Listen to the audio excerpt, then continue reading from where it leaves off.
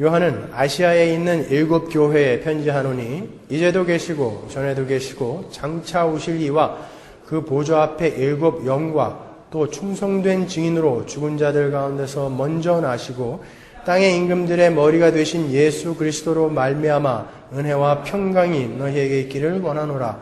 우리를 사랑하사 그의 피로 우리 죄에서 우리를 해방하시고 그 아버지 하나님을 위하여 우리를 나라와 제사장으로 삼으신 그에게 영광과 능력이 세세토록 있기를 원하노라. 아멘.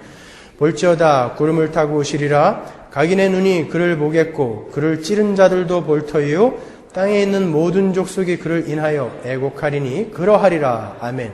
주 하나님이 가라사대 나는 알파와 오메가라. 이제도 있고 전에도 있었고 장차 올 자요 전능한 자라 하시더라. 아멘.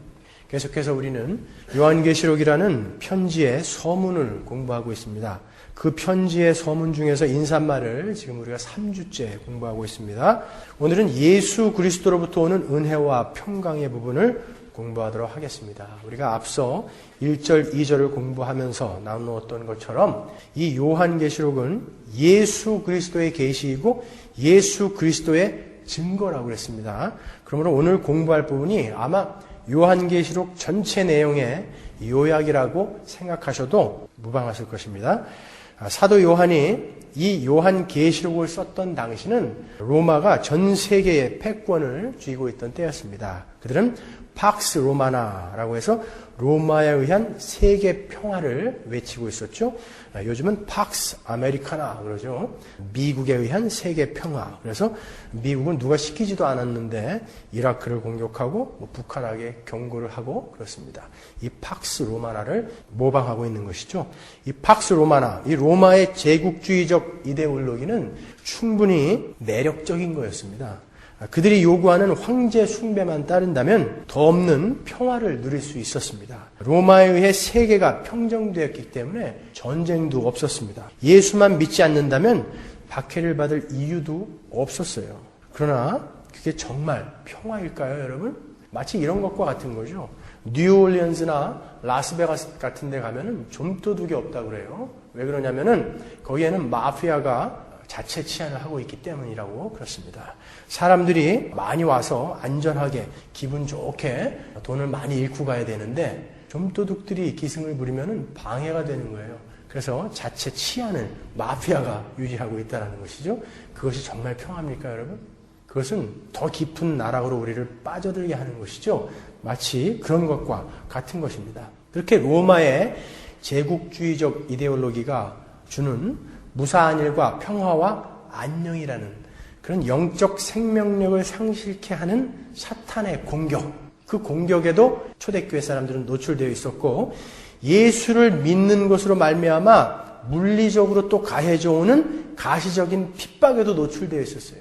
이렇게 양쪽에 노출되어 있는 초대교회 사람들에게 하나님께서 진짜 은혜가 무엇이고 진짜 평강이 무엇인지를 확인시켜 주시려고 이렇게 서문에서 인사말에서 이야기를 하고 계신 것입니다. 정말 평강은 전쟁이 없고 외부적인 적이 없고 먹을 것 입을 것이 모자라지 않는 그런 편안한 상태가 아니라 그러한 편안한 상태가 평강이라면 지금 너희들은 평강이 아니다. 그런데 평강을 지금 빌고 있다는 것은 평강은 그것이 아니라 하나님과 원수되었던 이 죄인들이 하나님과 화해가 되어져서 이제 그 하나님의 영원한 언약의 수혜자가 되어진 그것으로 말미암아 우리는 가야 할 그 새하늘과 새 땅이 있구나라는 그것으로 말미암아 평강을 얻게 되는 그 평강을 이야기해주고 있는 것입니다. 그런데 요한계시록 안에서 로마로 상징된 그 사탄의 세력의 공격은 이런 동일한 모습으로 양쪽의 동일한 모습으로 지금 우리를 공격하고 있다고요.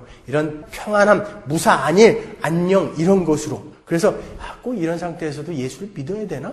내가 이렇게 돈 많고 지금 부유하고 집안에 아무 문제가 없는데 예수를 왜 믿어? 이런 것으로. 또는 예수를 믿음으로 말미암아 시어머니한테 때로는 자식한테 며느리한테 구박을 받는 이러한 가시적인 핍박의 모습으로 공격하고 있단 말이에요. 우리를 실망시키고 좌절시키기 위해서. 그러니까 우리는 이 요한계시록을 보면서 동일하게 지금 우리에게 이야기하시는 것이구나 라고 우리는 계시록 안에서 우리를 발견하는 거예요.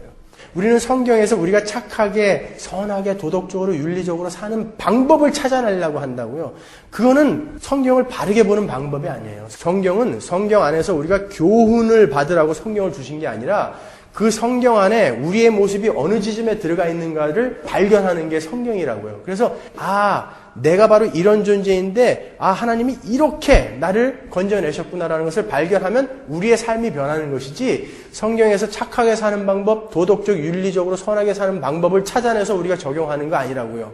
여러분이 계시록을 읽으면서 계시록 안에 들어있는 여러분을 발견하셔야 되는 거예요.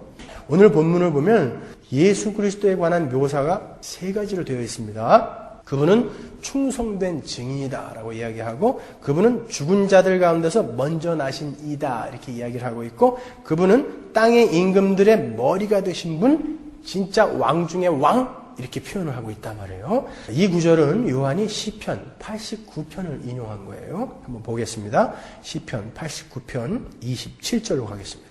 내가 또 저로 장자를 삼고, 장자를 삼는다는 말은 먼저 나시고 라는 말이죠. 세계 10왕의 으뜸이 되게 하며, 계시록에서는 어떻게 표현했어요? 임금들의 머리가 되신 이렇게 표현했어요. 같은 말입니다. 37절 보시면 또 궁창의 확실한 증인, 확실한 증인이라는 것은 faithful witness라는 거예요. 충성된 증인, 똑같은 말이에요. 달같이 영원히 견고케 되리라 하셨도다 셀라 그랬습니다. 당시 이 편지를 받은 초대교회 신자들은 바로 이 시편을 딱 떠올릴 수 있었던 것입니다. 그리고는 평강을 얻을 수 있었다라는 얘기인데, 도대체 무슨 이야기가 이 시편 89편에 쓰여 있길래 그들은 이 내용만 듣고도 금방 평강을 얻을 수 있었을까? 시편 89편 19절부터 제가 읽어드리겠습니다. 주께서 이상 중에 주의 성도에게 말씀하시기를 내가 돕는 힘을 능력 있는 자에게 더하며 백성 중에서 택한 자를 높였으되 내가 내 종 다윗을 찾아 나의 거룩한 기름으로 부었도다. 내 손이 저와 함께하여 견고히 하고 내 팔이 그를 힘이 있게 하리로다. 원수가 저에게서 강탈치 못하며 악한 자가 저를 곤곡해 못하리로다. 내가 저의 앞에서 그 대적을 박멸하며 저를 한하는 자를 치려니와 나의 성실함과 인자함이 저와 함께하리니 내 이름을 인하여 그 뿔이 높아지리로다. 내가 또 그 손을 바다 위에 세우며 오른손을 강들 위에 세우리니 저가 내게 부르기를 주는 나의 아버지시요 나의 하나님이시요 나의 구원의 바위시라 하리로다. 다윗이 왕권을 갖고 기름 부음 받은 왕이 되어서 대적들을 물리치고 다스리는 장면이 표현된 게 바로 이 시편 89편이란 말이에요. 유대인들이 지금도 오매불망 그리워하는 그 화려했던 그 다윗의 왕국처럼 예수 그리스도께서 오셔서 바로 다윗의 언약으로 약속되었던 영원한 나라를 완성하셨고 다스리시는 분이다라는 것을 우리에게 알려주는 거예요. 확인시켜주고 강조시키기 위해서 요한은 시편 89편의 표현을 인용해서 예수 그리스도를 표현한 것입니다. 다윗의 언약이 뭐죠? 유대인들이 오늘날까지도 오매불망 그 언약이 이루어지기를 기다리고 있는 그 다윗의 언약이 뭐냐고요. 사무엘하 7장 12절로 가겠습니다. 내 수한이 차서 내 조상들과 함께 잘 때에 내가 내 몸에서 날 자식을 내 뒤에 세워 그 나라를 견고케 하리라. 하나님께서 다윗에게 하시는 말씀이죠. 저는 내 이름을 위하여 집을 건축할 것이요 성전을 건축할 거란 말이에요. 나는 그 나라 위를 영원히 견고케 하리라. 나는 그 아비가 되고 그는 내 아들이 되리니 저가 만일 죄를 범하면 내가 사람 막대기와 인생 채찍으로 징계하려니와 내가 내 앞에서 패한 사울에게서 내 은총을 빼앗은 것 같이 그에게서는 빼앗지 아니하리라. 내 집과 내 나라가 내 앞에서 영원히 보존되고 내 위가 영원히 견고하리라 하셨다 하라. 그래요. 한 왕이 나서 그 나라를 영원히 다스린다라는 그런 내용이에요. 이것이 나단을 통해서 다윗에게 주어진 하나님의 언약이셨어요. 이것을 다윗의 언약이라고도 하고 나단의 신탁이라고 이야기도 한다고요. 1차적으로 이 이야기는 솔로몬에 대한 이야기죠. 다윗의 아들 솔로몬. 솔로몬이 성전을 재건하잖아요. 13절과 16절에 보시면 이 이야기는 예수 그리스도에 관한 메시지라는 것을 우리가 금방 알 수 있습니다. 그 나라와 그 왕위가 영원히 견고케 되리라 라는 말씀이 있죠. 13절 16절에 보시면 정말 그렇게 되었습니까? 솔로몬의 왕위가 정말 영원히 견고케 되었나요? 아니에요. 바로 그 솔로몬의 아들 때에 가서 여로보암, 르호보암으로 나라가 둘로 갈라졌어요. 그리고 BC 722년에 북이스라엘은 홀랑 망했어요. 아수르한테. BC 586년에 남유대는 바벨론한테 홀랑 망했고요. 그리고 그 이후로 이스라엘이라는 나라가 없었어요. 1947년에 그들이 시온으로 돌아가자라는 것을 스위스에서 외치고 48년에 이스라엘이라는 나라를 다시 만들었다고요. 그때까지 2000년 동안 이스라엘이라는 나라는 없었어요. 이 지구상에. 나라가 없었으니까 당연히 왕도 없죠. 그러면 하나님은 지금 무슨 약속을 하신 거예요, 여기에서? 바로 예수 그리스도를 이야기하고 계시는 거예요. 지금 이 구절은 참 성전이신 진짜 왕이신 메시아가 오셔서 승리를 하시고 또 영원한 하나님 나라의 왕위에 올라서 영원히 다스리실 것을 표현한 메시아에 관한 언약인 것입니다. 세대주의자들, 디스펜세이셔널리즘이라고 그러죠? 이 세대주의자들도 지금까지 이 왕국이 이 땅에서 이루어질 것이라고 믿고 있어요. 그래서 이 다윗의 천년 왕국을 지금도 기다리고 있죠. 그것은 잘못 생각하고 있는 것입니다. 이것은 메시아에 관한 언약인 거예요. 바로 그 메시아가 오셨고 그 왕국을 완성하셨고 지금 다스리고 계시다라는 뜻이에요. 이미 하나님의 일을 다 이루셨다라는 거예요. 그러므로 너희는 잘 참고 인내하고 견뎌내라. 이미 완성된 그 나라에 너희는 속해 있지 않니? 그러니까 잘 참고 이겨내라. 너희는 승리한 싸움을 싸우고 있는 거야. 이렇게 우리를 격려하고 응원을 해주는 구절이 바로 오늘 읽었던 우리 구절이라고요. 거기에서 우리는 평강을 얻을 수 있는 것입니다. 그리고 시편에서, 계시록에서, 그리고 다른 여러 곳에서 성경이 이렇게 예수 그리스도를 충성된 증인이시고 죽은 자들 가운데서 먼저 나신 이, 그리고 땅의 임금들의 머리가 되신 분, 이렇게 표현해 놓은 것은 예수 그리스도의 역할과 지위에 대해서 묘사를 해 놓은 거예요. 그러니까 이 땅에서의 예수 그리스도의 삼직, 왕이며 제사장이며 선지자였던 그분의 삼직에 대해서 표현을 해 놓은 것입니다. 충성된 증인이라는 것은 무엇이죠? 증인이라는 건 뭐예요? 증인은 어떤 것을 보고 들은 것을 그대로 이야기하는 거죠. 성경에서 어떤 것을 보고 들은 것을 그대로 이야기하고 선포했던 자들을 무엇이라고 합니까? 선지자라고 하잖아요. 그죠? 충성된 증인, 그것은 선지자의 직위이고요. 죽은 자들 가운데서 먼저 나신 이것은 제사장이라고 해요. 죽는다라는 건 뭐예요? 자기가 자기를 제물로 드려서 제사를 드린다라는 이야기거든요. 그것은 제사장의 직분이죠. 그리고 그분은 땅의 임금들의 머리가 되셨다 그래요. 임금들의 머리이면 그분이 진짜 왕이라는 것이죠. 이렇게 예수님은 왕이셨고 제사장이었고 선지자였습니다. 그러면 이제 하나하나 구체적으로 제가 자세히 설명을 해드리겠습니다. 먼저 충성된 증인이신 예수님에 관해서 살펴보도록 하겠습니다. 증인이 뭐예요? 조금 전에 말씀드린 것처럼 자기가 보고 들은 것을 증거하는 자죠. 그래서 제가 지난주에 설명해드린 것처럼 예수님이 내가 진실로 너희에게 이르노니, 이 말은 시편에 아멘, 아멘이라는 뜻이라고 그랬죠. 그러니까 예수님은 하늘에서 보고 들은 것만, 하나님이 시키신 것만 얘기한다는 거예요. 진실로 아멘 아멘 하고 우리에게 이야기하는 거예요. 그분을 우리는 증인이며 선지자다 이렇게 이야기하는 것이죠. 신명기 18장 18절 보겠습니다. 내가 그들의 형제 중에 너와 같은 선지자 하나를 그들을 위하여 일으키고 내 말을 그 입에 두리니 내가 그에게 명하는 것을 그가 무리에게 다 고하리라. 이것은 하나님이 모세에게 하시는 말씀이에요. 예수님은 바로 그 선지자셨어요. 내가 네 뒤에 한 선지자를 둘 거야. 그 선지자, 그게 바로 예수님이라고요. 예수님은 구약의 그 모든 선지자들로 상징되었던 그 선지자, 참 선지자였어요. 그리고는 완벽하게 그 역할을 다 해내셨습니다. 그런데 그 충성된 증인의 삶은 그렇게 쉽지가 않았죠. 늘 반대하는 사람들과 회유하는 사람들과 노골적으로 야유를 하는 사람들과 때리는 사람들과 침뱉는 사람들과 배신하는 사람들과 배척하는 사람들에게 둘러싸여 있으셨어요. 그리고는 순환을 받으셨고 죽으셨습니다. 바로 그 증인의 삶을 살다 가셨어요.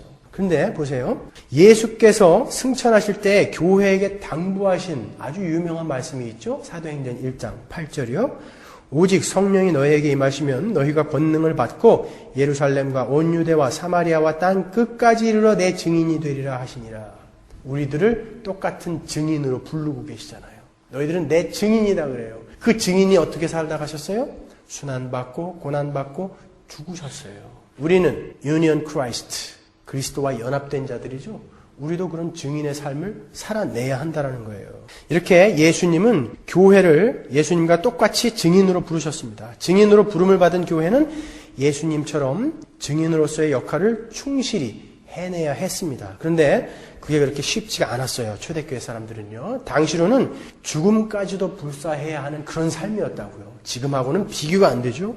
하나님은 당시 예수를 믿음으로 핍박을 받고 있고 고난을 당하고 있던 교회에게 이렇게 말씀하시는 거예요. 충성된 증인들아, 충성된 증인들아, 너희가 충성된 증인으로서 지금 당하고 있는 그 고난을 예수님께서, 메시아이신 예수가 다 겪고 갔단다. 그러니까 너희들은 지금 맞는 길을 가는 거야. 사람들은 두려웠을 거예요.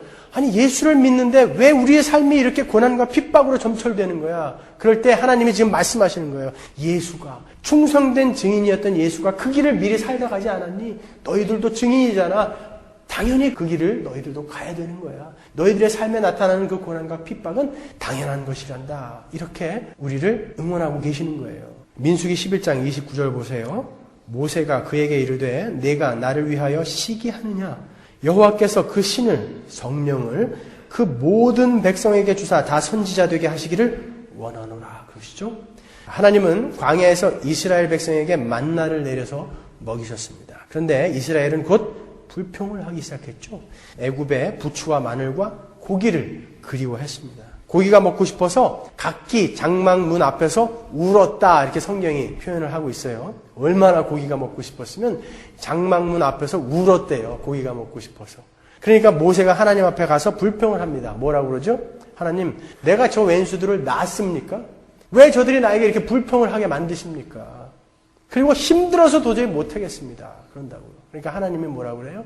모세야, 알았다. 내가 고기 먹여줄게. 그래요. 언제까지? 코에서 냄새가 날 때까지 먹여줄게. 그래요. 메추라기로 주시죠. 그리고는 모세의 짐을 덜어주시기 위해서 70명의 장로를 세워라 그러세요. 모세가 70명의 장로를 세워서 성막으로 데리고 들어가죠. 거기에서 성령이 임하신다고요. 그러니까 그 70명의 장로들이 다 예언을 해요. 그런데 이 진중에 있던 멜닷과 엘닷이라는 사람이 거기에도 성령이 임해서 그들이 예언을 해요. 그러니까 소년이 쪼르르 와가지고 고자질한다고요. 저들이 진중에서 성령을 받고 예언을 하고 있어요. 그러니까 여호수아가 그 옆에 있다가 모세에게 금하게 하소서 그런다고요. 그때에 모세가 한 말이에요. 이 말이. 왜 금하게 하냐? 그래요. 왜 금하게 하냐?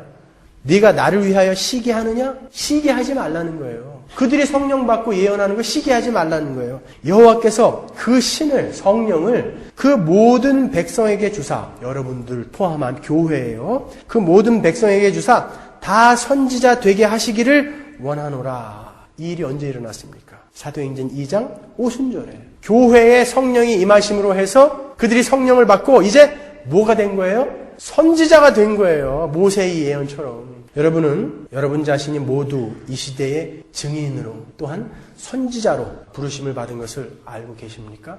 그러면 여러분 그 선지자들이 어떻게 살다 갔습니까? 구약에 나오는 수많은 예레미야나 호세아나 그 수많은 선지자들이 어떻게 살다 갔습니까, 여러분? 하나님을 증거하고 하나님이 시키신 일을 하면서 계속 수모당하고 배척받고 배신당하고 심지어는 통나무 안에 들어가서 톱으로 켜여서 죽고 십자가에 거꾸로 달리고 기름에 튀겨 죽고 이런 삶을 살았다고요. 여러분은 증인이고 선지자라면서요. 그러면 여러분의 삶에서 어떤 삶이 나타나야 될까요?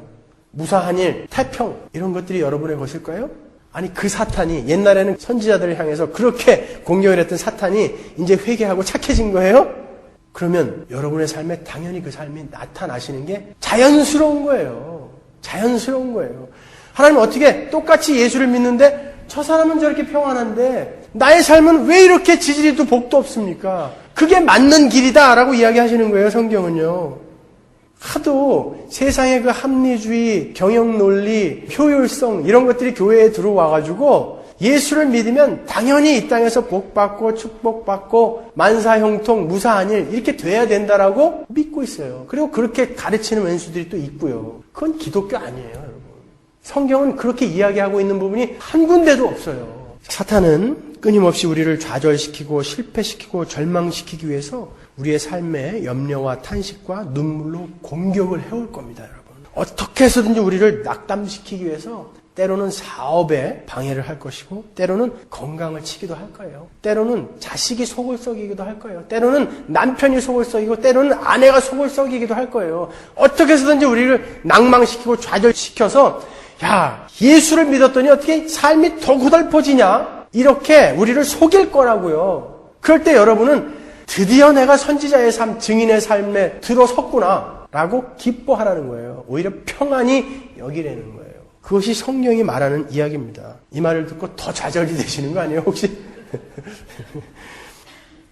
이게 성경이에요, 여러분. 그렇게 우리가 힘들 때 이미 충성된 증인으로, 선지자로 우리가 겪고 있는 것과는 비교할 수도 없는 고통과 순환을 당하시고 그 역할을 완전하게 수행해내신 그 예수를 바라보면서 이기라는 거예요. 이까짓 거 이겨낼 수 있다. 예수님도 그 길을 미리 가셨다. 그분은 하나님이셨다. 근데 그분이 그 길을 가셨다. 그리고 미리 다 겪으시고 승리하신 예수께서 우리와 함께 하시고 다윗이 그 다윗의 왕국을 다스렸던 것처럼 그 완성된 하늘나라, 우리 하나님의 나라인 여러분들을 지금 다스리고 계시다. 그러니까 힘내라. 이 이야기예요. 두 번째로 그분은 죽으셨다가 죽은 자 가운데서 다시 살아나셨다라고 기록이 되어 있습니다. 죽으셨다라는 것은 예수님께서 제사장으로서 완전한 제사를 드리셨다는 거예요. 자신이 제물이 되셔서 하나님 앞에 완전한 제사를 드리셨습니다. 히브리서 5장 8절 보세요. 그가 아들이시라도 받으신 고난으로 순종함을 배워서 온전하게 되었은즉 자기를 순종하는 모든 자에게 영원한 구원의 근원이 되시고 하나님께 멜기세덱의 반차를 좇은 대제사장이라 칭하심을 받았느니라. 그분은 제사장이셨어요. 히브리서 6장 20절로 가겠습니다. 그리로 앞서 가신 예수께서 멜기세덱의 반차를 좇아 영원히 대제사장이 되어 우리를 위하여 들어가셨느니라. 그러죠. 예수님은 당신이 제사장이시면서 또 제물로 드려지셨어요. 그렇게 죽으셨을 뿐만 아니라 다시 살아나심으로 그 제사가 완전한 것이었다는 것을 확증하셨다고요. 당시에는 제사를 드릴 때 그 제물에 흠이 있거나 아니면 제사의 절차가 조금만 잘못돼도 제사장이 그냥 즉사했다고요. 그러니까 예수님이 우리의 죄를 짊어지고 그냥 죽으신 걸로 끝났으면 우리는 구원 못 받아요. 그분이 다시 살아나셨다는 것은 그 제사가 완전한 것이었구나. 하나님이 기뻐하는 완전한 제사였구나라는 증거라고요. 그래서 우리는 구원을 받게 된 거예요. 그래서 이제는 동물 제사가 더 이상 필요 없게 되어버렸습니다. 성경은 그리고 예수님께서 죽은 자들 가운데서 먼저 나셨다라는 표현을 써요. 먼저 나셨다라는 것은 장남이라는 말이죠. 그리고 아울러 나중에 날 자들도 있다라는 말이에요. 먼저 났다라는 것은 나중에 날 자가 있다라는 이야기잖아요. 바로 그분이 장자로 맏아들로 먼저 나셨다라는 이야기입니다. 맏아들이며 장자인 예수의 동생들이 있다라는 거 아니에요. 바로 그것은 여러분과 저를 이야기하는 거예요. 저와 여러분. 시편 89편 27절을 다시 한번 보겠습니다. 내가 또 저로 장자를 삼고 그러죠.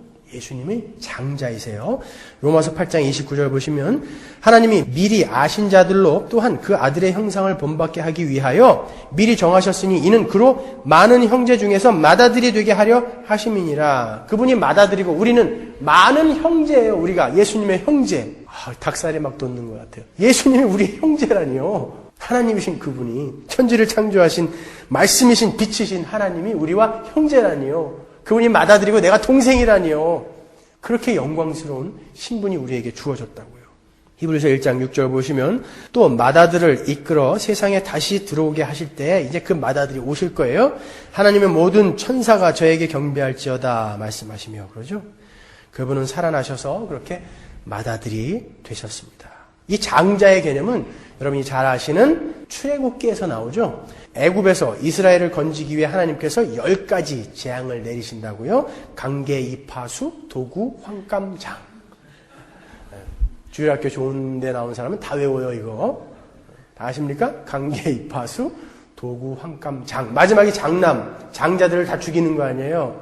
애굽의 장자들을 다 죽이는데 어린 양을 죽여서 그 피를 임방과 문설주에 바른 그 집의 장자들은 다 살아나는 거예요. 장자는 남자를 대표하는 거예요. 남자는요. 이스라엘 사람들이 계수를 할 때 항상 성인 남자만 셌죠. 남자가 잘나서 센 게 아니라 성인 남자를 세면 그가 데리고 있는 식솔은 대충 추측이 가능했어요. 그래서 남자를 센 거지 남자가 뭐 잘나서 남자만 센 거 아니에요. 남자는 가족의 대표예요. 그래서 그러면 장자라는 것은 남자의 대표고 남자는 전체의 대표라면 이 장자는 뭐의 대표예요? 전체를 대표하는 게 장자예요. 그러니까 예수 그리스도, 그 맏아들이라는 장자이신 예수 그리스도는 바로 전체인 우리를 대표하신다라는 이야기예요. 근데 그분이 완전히 다 고난을 다 당해 주셨고 완전히 죄를 다 이기셨고 승리하셨단 말이에요. 그것이 먼저 나셨다라는 말의 의미예요. 장자의 의미. 얼마나 우리에게 기쁨과 평안을 갖다주는 그런 말입니까, 여러분? 예수님은 그렇게 맏아들이 되셨고 우리는 하나님의 양자들이 된 것입니다. 히브리 사람들의 개념은 양자는 아버지의 모든 것을 기업으로 물려받고 그 권세를 누리는 존재들을 양자라 그래요. 우리가 생각하는 양자하고는 조금 달라요. 하나님은 우리를 예수님과 동일한 수준으로 대접을 해주신다는 것입니다. 로마서 8장 17절 보시면 자녀이면 또한 후사, 곧 하나님의 후사요. 후사라는 건 뭐예요? 상속을 받을 자라는 것이죠. 그리스도와 함께한 후사, 공동 상속자라는 거예요. 정확한 헬라어 번역은 예수님과 우리는 하나님의 공동 상속자다라는 말이에요. 아니 어떻게 우리가 예수님과 동일한 몸을 입고 이제 동일한 것을 상속받는 자가 돼요. 이 신분을 정말 아십니까, 여러분? 이게 기독교라는 거예요. 로마서 8장 15절 보시면요. 너희는 다시 무서워하는 종의 영을 받지 아니하였고 양자의 영을 받았으므로 아바 아버지라 부르짖느니라. 양자의 영을 받았다 그래요. 에베소서 1장 5절 보시면 그 기쁘신 뜻대로 우리를 예정하사 예수 그리스도로 말미암아 자기의 아들들이 되게 하셨다 그래요. 딸들은 섭섭해하지 마세요. 히브리 사람들은 그냥 자녀라는 표현을 그냥 아들들이라고 쓴 거예요. 그럼 우리는 하나님의 자녀들이 됐어요. 그 맏아들을 따라 우리는 하나님의 자녀들이 됐어요. 그런데 그 맏아들은, 우리의 대표된 맏아들은 죽었다가 살아났어요. 그리고 영광스러운 부활의 몸을 입고 하나님 보좌 우편에 앉아 계세요. 이미 과거예요, 그 시제는. 그러면 우리의 대표가 그 길을 가서 그렇게 앉아 있다면 우리는요, 우리의 신분은 너무 확실한 거죠. 우리의 갈 길은 너무나 정확하게 지금 결정이 되어 있는 거예요. 운명적으로. 당시 예수를 믿음으로 죽음에까지 내몰려서 벌벌 떨고 있던 초대교회 성도들은 이 대목을 읽으면서 다시 확인을 했을 것입니다. 우리 교회의 삶을 대표로 미리 살다 가신 맏아들, 우리의 큰형, 그 예수님이 고난을 받고 죽으셨지만, 우리처럼 이렇게 죽음 앞에 내몰렸었지만, 그분은 다시 영광스러운 몸을 입고 살아나셨다. 우리도 그렇게 부활할 것이다. 그 영광스러운 몸을 입고 부활할 것이다. 그리고 기뻐했을 거란 말이에요. 그 기쁨이 여러분의 기쁨이 되어야 되는 것입니다. 그 평강이 여러분의 평강이 되어야 하는 것입니다. 여러분, 인간이 제일 두려워하는 게 뭐죠? 죽음이에요. 뭐니 다 이렇게 열거를 해도 그것은 다 죽음 때문에 두려워하는 거예요. 그런데 그분이 사망을 이기셨어요. 우리는요, 사망아 너의 쏘는 것이 어디 있느냐라고 당당하게 외칠 그리스도인이라고요. 그러면 여러분이 죽음이 두렵지 않다면 무엇가 또 두려우신 거예요? 지금 그 죽음을 두려워하니까 다른 것들이 두려운 거예요. 우리가 두려워해야 할 것은 우리에게 닥친 문제들이 아니에요. 정말 우리가 두려워해야 할 것은 우리의 몸과 영혼을 전부 지옥에다 멸해서 불태워버릴 수 있는 하나님을 아느냐, 그걸 두려워하셔야 돼요. 내가 모르면 어떻게 되는 거예요? 정작 우리가 두려워해야 할 것은 나는 진짜인가? 나는 진짜 하나님의 자녀가 맞나? 이걸 두려워하셔야 하는데 그 자기 앞에 닥친 문제들, 그거에서 못 벗어나는 거예요. 아니요, 여러분의 신분은 이렇게 정확하게 묘사가 되어 있지 않습니까? 설명이 되어 있지 않습니까? 우리가 두려워해야 할 것은, 우리가 마음속에 고민해야 할 것은 내가 진짜 바른 길을 가고 있는 거 맞나? 그거 고민하셔야 돼요. 죽자 사자 죽을 때까지 예수 믿고 지옥 가시면 어떡할 거예요? 거기가 얼마나 무서운 곳인데요. 그걸 두려워하셔야죠.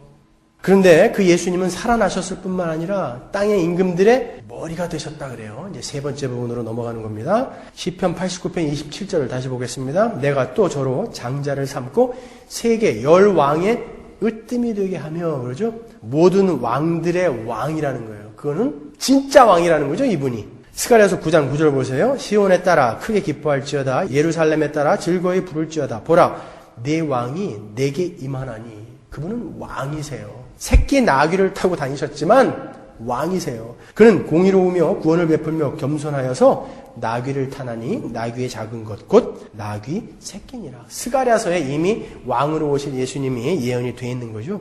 당시 초대교회 사람들은 로마 황제의 그 막강한 권세 앞에서 벌벌벌 떨고 있었다고요. 막 죽여버리니까요. 그러나 사도 요한은 진짜 왕은 너희의 영혼을 다스리시는 예수 그리스도라는 것을 천명하고 있는 거예요. 우리의 진짜 왕은 예수 그리스도라고요. 여러분의 왕은 누구십니까? 돈이에요? 명예입니까? 자식입니까? 가정의 행복입니까? 여러분을 지금 다스리고 있는, 여러분의 온 생각을 다스리고 있는 게 뭐냐고요? 진짜 예수님이세요? 우리의 삶의, 우리 그리스도인의 삶의 주인이시며 왕은 예수이셔야 하는 거예요. 예수가 아니니까 다른 문제로 벌벌벌 떨고 있는 거예요. 성경은 지금 아니야, 진짜 왕은 예수님이야 그러는데, 이때 사람들은 로마 황제를 두려워했던 것처럼 우리는 돈에 벌벌 떨고 명예에 벌벌 떨고 혹시 사람들이 나를 불행하다고 여기면 어떡할까 거기에 벌벌 떤다니까요. 다를 거 없어요. 이 안에서 여러분 우리는 우리의 모습을 보셔야 하는 거예요.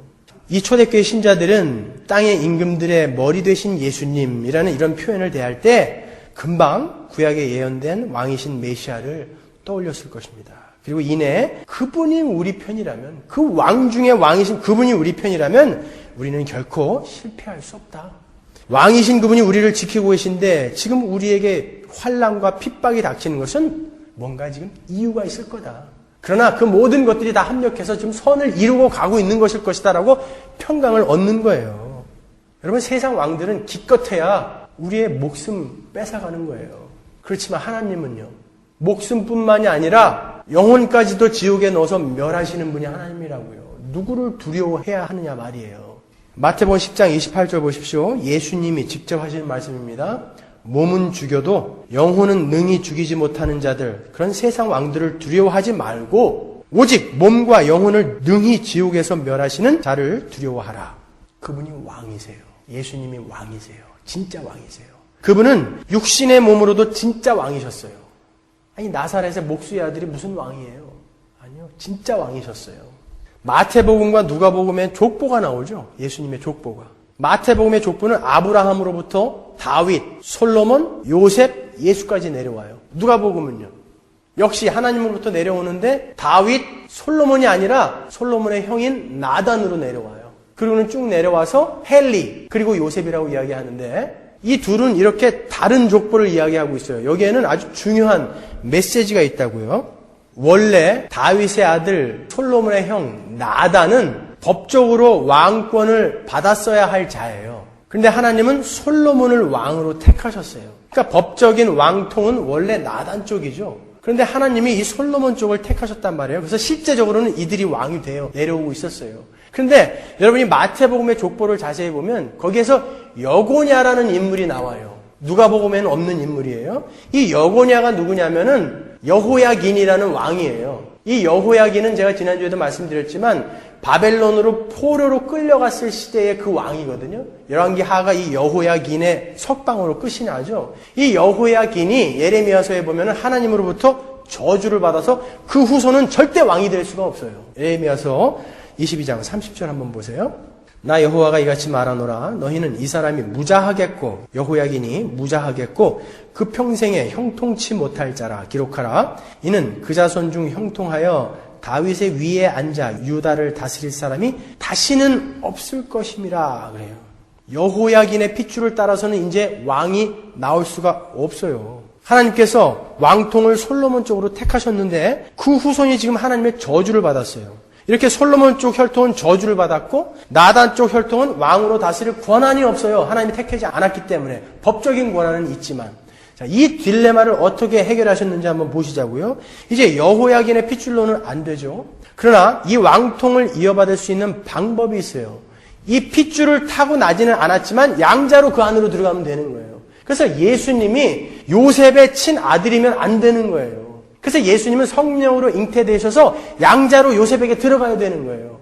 그러면 실제적인 왕권을 이어받는 거고, 나단 쪽에서는요, 법적인 왕권이 어디로 내려와요? 헬리가 마리아의 아버지라고요. 누가복음에는 요셉의 이상으로는 헬리다라고 나오지만 그들의 족보에는 여자가 들어갈 수 없었기 때문에 요셉이라고 나오는 것이지 헬리는 마리아의 아버지라고요. 마태복음에 보면은 요셉의 아버지는 야곱이라고 나와 있죠. 이렇게 지금 이 나단 쪽으로는 법적인 왕통을 끌어내리셨고 솔로몬 쪽에서는 실제적인 이 왕통을, 그런데 여호야긴이 저주를 받았기 때문에 양자로 그 안에다가 갖다가 넣으심으로 해서 양쪽을 다 충족시킨 진짜 왕을 만드신 거예요. 목수의 집에서 태어났지만 성경에서 다윗의 후손으로 메시아가 올 것이다 했는데 예수님은 요셉의 후손이 아니잖아요. 그런데 왜 그분이 다윗의 후손입니까? 이런 질문이 안 드셨어요?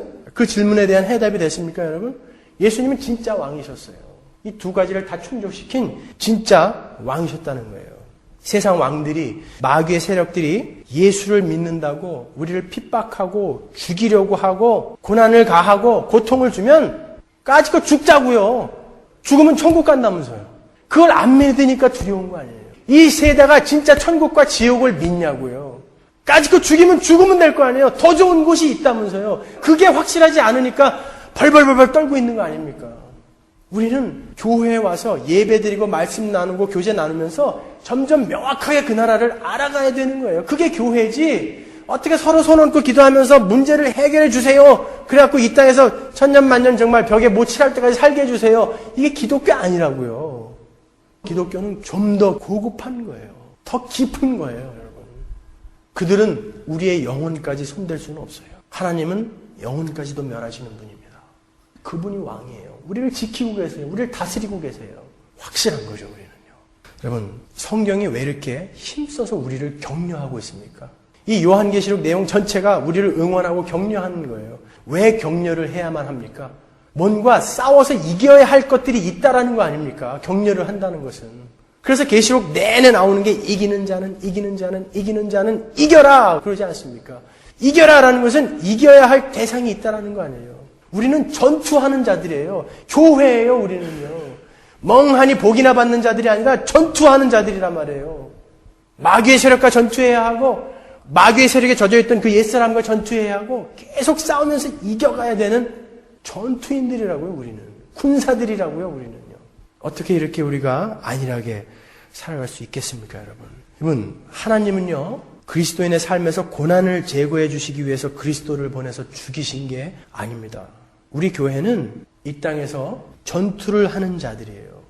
오히려 하나님은 우리에게 고난을 허락하시고 우리에게 환난을 허락하심으로써 우리가 그것을 이길 수 있는 힘을 키우게 만들어 주셔서 우리를 거룩하게 만들어 가시는 거예요. 이 땅은 훈련소라고요. 그게 바른 복음의 해석인 것입니다, 여러분. 그런데 우리의 큰형님이신 장자이신 예수께서 우리의 대표가 되셔서 이미 이기셨고 이 땅에서 이길 수 있는 방법을 몸으로 살아내셔서 우리에게 몸소 보여주고 가셨어요. 그분은 승리자로 하나님 보좌 우편에 지금 앉아 계십니다. 여러분, 우리는 그 자리로 반드시 갈 거예요. 여러분, 여러분의 문제를 바라보지 마세요. 그 문제에 너무 몰두해서 거기에 목숨 걸지 마세요. 존 버년의 철로역정이라는 책에 보면은 이 순례자 크리스찬이 길을 가는데 십자가까지 가는데 맹수 2마리가 사슬에 묶여가지고 확 물으려고 그래요. 이 맹수를 보고 두려워하면 얘한테 물려요. 얘를 보고 두려워하면 얘한테 물려요. 근데 이 순례자가 어떻게 갑니까? 앞에서 비치는 빛만 보고 걸어가요. 그랬더니 얘네들이 범접을 못해요. 마귀의 공격은 그런 거예요, 여러분. 우리의 영혼을 어떻게 할 수가 없어요. 우리를 두렵게 만들고 낙담시키게 만들고 좌절하게 만드는 것뿐이지 우리를 건드릴 수가 없어요. 속지 마세요, 여러분. 빛만 보고 십자가만 보고 가는 거예요. 문제를 바라보시면 안 돼요. 예수를 바라보셔야 돼요. 여러분의 궁극적인 그 승리를 바라보시라고요. 문제를 바라보면 우리는 계속 물어뜯겨요. 계속 물어뜯겨요. 힘든 거 압니다. 그러니까 모이는 거예요. 기도하는 거예요. 그래서 함께 서로 격려하는 거예요. 그리고 내가 살아가는 모습을 보여주는 거예요. 나도 이렇게 살고 있어. 그래? 맞아. 두려운 거 아니구나. 나도 이겨야지. 그래서 모이는 거예요, 교회가. 그냥 모여가지고 밥이나 먹고 친목계나 하고 그림 공부나 하고 일이 아니란 말이에요. 교회는 모이는 목적이 따로 있는 거예요. 그게 그리스도인의 삶인 것입니다. 여러분, 우리의 큰 형님이신 장자이신 예수께서 이 땅에 다시 오실 때 어떤 모습으로 오실 것 같습니까? 뭉게구름 타고 오실 거라고 생각하지 마세요. 하도 사람들이 그렇게 그려놔가지고 뭉게구름 타고 이렇게 오실 것 같은데 그분은 전투하는 모습으로 오실 거예요. 폭풍의 구름을 타고 오실 거예요. 마귀의 세력과 이 세상에 관영한 이 죄를 심판하러 전사의 모습으로 오실 거예요. 불말과 불병거를 이끌고 그들을 심판하러 오실 거예요. 그때에 여러분들은 어떤 모습으로 예수를 맞이하실 것입니까? 이 땅에서 예수의 전투에 참여해서 온통 몸이 다 찢기고 눈알이 빠지고 다리가 부러지고 팔이 부러진 이러한 전투인의 모습으로 예수님을 만나야 될 거 아니에요. 예수님이 우리를 품어 안아주면서 그래, 이 전투에서 네가 이렇게 싸워줬구나, 고맙다. 그러나 이제 봐라, 내가 어떻게 이 세상을 심판하는지 보아라. 그게 종말이에요. 그런데 군복을 보니까 말끔해요. 그냥 깨끗해. 자기 군복 닦느라고 평생 전쟁에서 동료들이 막 죽어가고 있는데 지는 밖을 계속 닦고 있는 거예요. 군복 다리고 있는 거예요. 그 사람은 영창 가는 거예요. 전장 끝나면. 군복이 군복다워지는 것은 전투를 하면서 피가 묻고 찢기고 해졌을 때 그게 군복 아닙니까? 우리는 이 땅에서 싸워야 하는 전사들이 아닙니까, 여러분? 그러니까 여러분의 삶에 그러한 전투가, 영적 전투가 여러분의 삶에 막 닥칠 때 왜 나의 삶에만 이런 일이 일어나는 거야가 아니라 하나님, 드디어 내가 선지자로 증인으로 전투를 하게 되었군요. 하나님, 감사합니다. 한번 이겨보겠습니다. 깨지죠? 다시 일어나는 거예요. 그게 전사예요. 전투하는 자예요. 하나님은 우리를 끝까지 보호하시고 끝까지 안전하게 데리고 가셔야 할 것이기 때문에 여러분, 게하시의 눈에 보였던 그 불말과 불병거를 여러분도 보셔야 돼요. 여러분을 둘러싸고 있는 그 문제, 고통, 고난, 눈물, 슬픔, 그 전에 여러분을 둘러싸고 있는, 안전하게 둘러싸고 있는 하늘의 불말과 불병거가 여러분을 딱 지키고 있는 모습을 여러분은 보셔야 되는 거예요. 그게 교회예요. 지금 여러분의 옆에 하늘의 불말과 불병거가 어디 범접을 하냐고 마귀들을 두들겨 패며 지키고 있어요. 끝까지, 이 마지막 날까지 여러분을 보호하며 지키며 거룩하게 만들어가기 위해서 여러분, 하나님의 응원의 목소리를 들으십시오. 오늘 본문을 보시면서 하나님의 응원의 목소리를 들으셔야 돼요. 이겨라 내 아들아, 이겨라 내 딸아, 이제 알았니? 너희들은 증인으로, 선지자로, 왕으로 왕도를 펴며 이 땅을 살아가는 거야. 이기면서 살아야 되는 거야. 알았냐? 이겨라 내 딸아, 이겨라 내 아들아, 이겨라 은지야, 이겨라 지은아. 하나님이 말씀하시는 그 목소리를 들으십시오. 그게 기독교입니다. 기도하겠습니다.